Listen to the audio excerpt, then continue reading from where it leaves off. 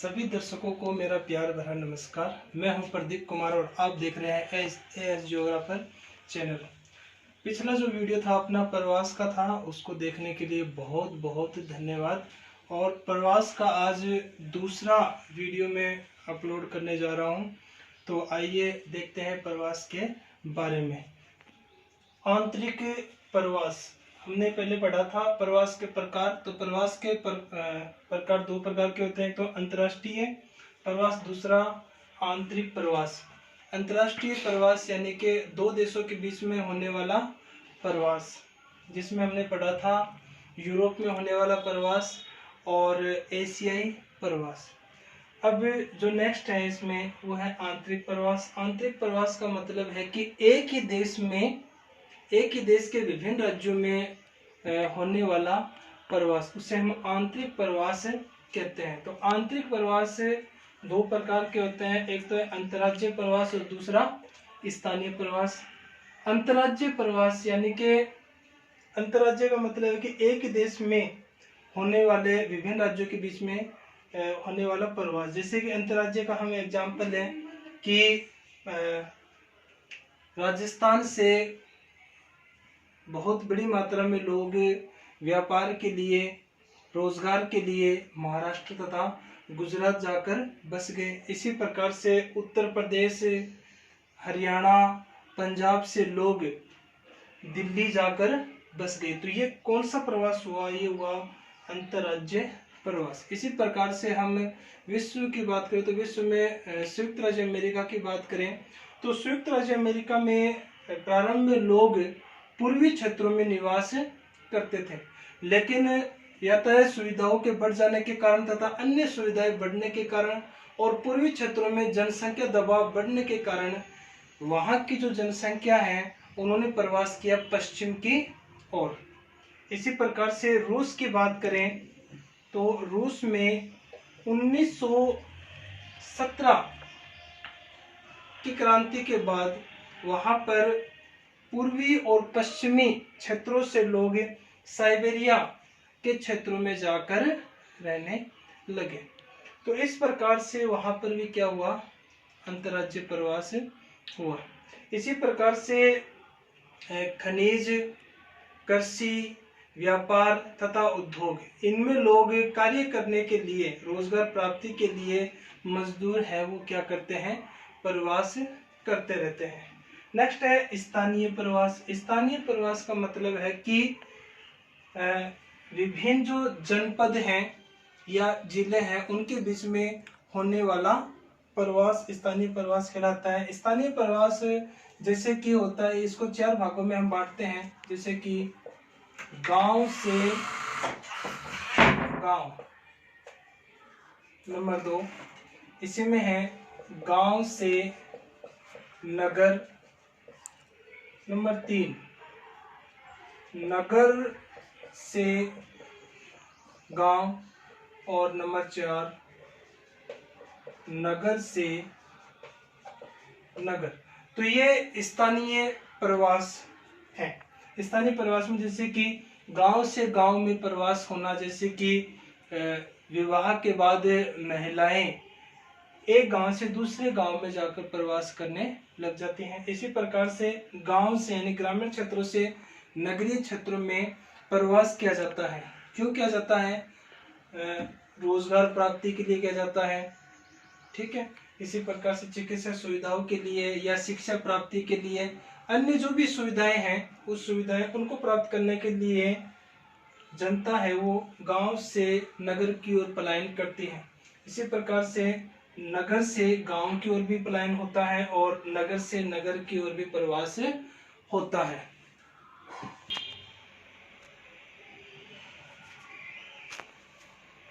प्रवास के कारण मुख्यतः 4 हैं और जो प्रवास होता है वो किसी न किसी कारण से अवश्य होता है। इसलिए प्रवास के कारण में पहला कारण है प्राकृतिक कारण। प्राकृतिक कारण में है जैसे कि बाढ़, सूखा, अकाल, सुनामी, भूकंप, ज्वालामुखी।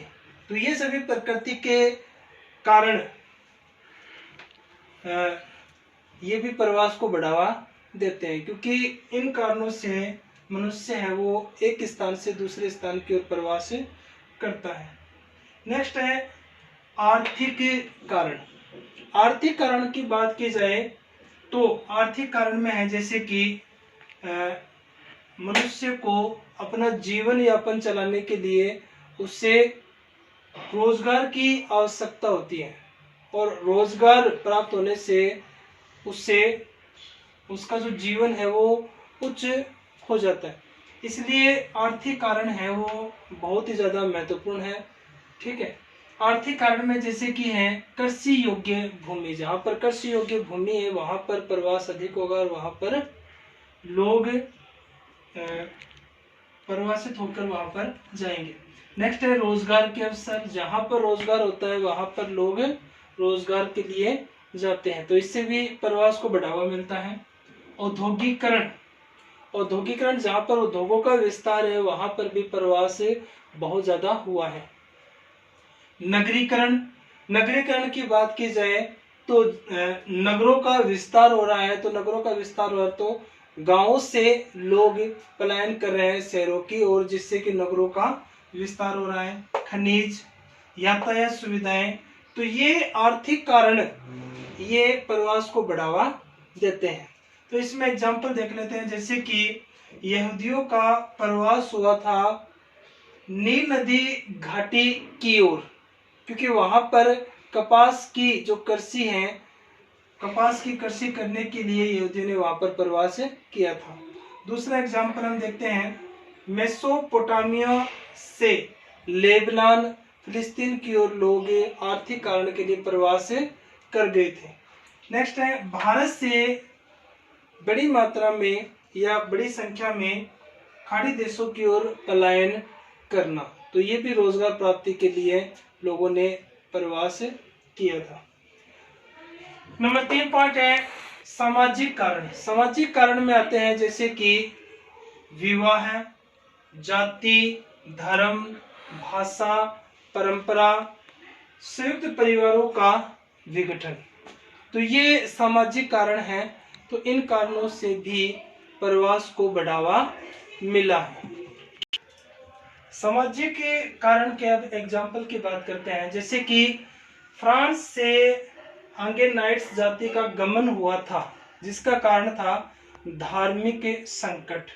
तो हमने बात की थी कि सामाजिक कारण में धर्म से संबंधित प्रवास होते हैं, तो फ्रांस में इसी कारण से आंगेनाइट जाति का गमन हुआ था। जर्मनी से इजराइल की ओर पलायन हुआ था। किनका हुआ था? यहूदी शरणार्थियों का हुआ था। यह भी धर्म के आधार पर हुआ था। तो जर्मनी से इजराइल की ओर यहूदी पलायन कर गए। यूरोप में धर्म, जाति, भाषा आदि के आधार पर देशों का विभाजन हुआ था। यानी कि जो यूरोप है उसमें मुख्यतः इन धर्म, जाति और भाषा के आधार पर विभाजन हुआ है।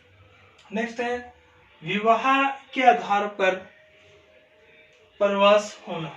तो आपको पता है कि शादी के बाद लड़की है वो अपने ससुराल जाती है, तो ये भी एक बड़ा फैक्टर है जिससे कि प्रवास बहुत ज्यादा होता है। नंबर 4 है राजनीतिक कारण।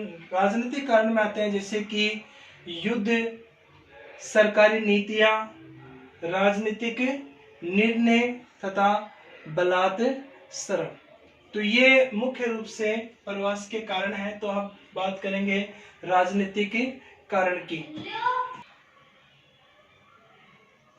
राजनीतिक कारण में ये 4 मुख्य पॉइंट है, जैसे कि युद्ध जब होता है तब वहां पर रहने वाले लोग हैं उन क्षेत्रों को छोड़कर चले जाते हैं, क्योंकि वहां पर युद्ध होने से बहुत ही ज्यादा जन धन की हानि होती है। नेक्स्ट है सरकारी नीतियां। तो सरकारी नीतियां भी प्रवास को प्रभावित करती हैं, जैसे कि रूसी क्रांति, तुर्की राष्ट्रवाद, ऑस्ट्रेलिया की श्वेत नीति, चीन में साम्यवादी अर्थव्यवस्था।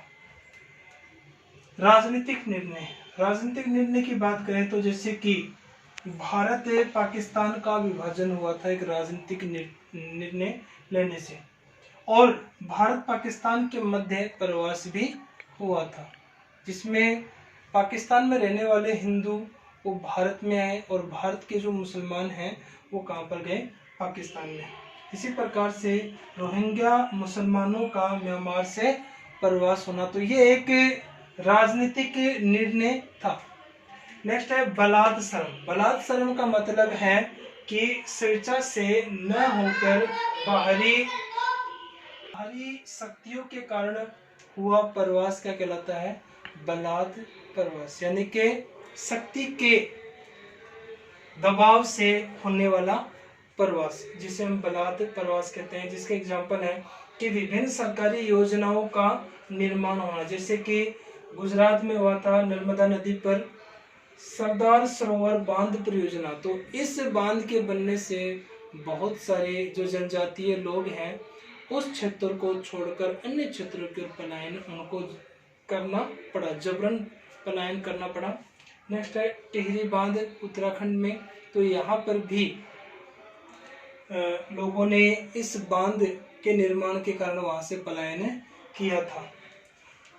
इसी में है बलात् प्रवास में, जैसे कि नंबर 2 हिंसा व तनाव। तो हिंसा व तनाव के कारण भी क्या होता है, प्रवास होता है। जैसे कि एग्जांपल लेते हैं जर्मनी से सीरियाई लोगों का प्रवास।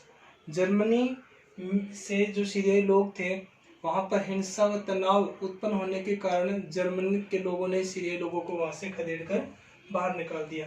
इसी प्रकार से जम्मू एंड कश्मीर से कश्मीरी जो पंडित हैं उनको भी वहां से खदेड़ कर बाहर निकाल दिया गया।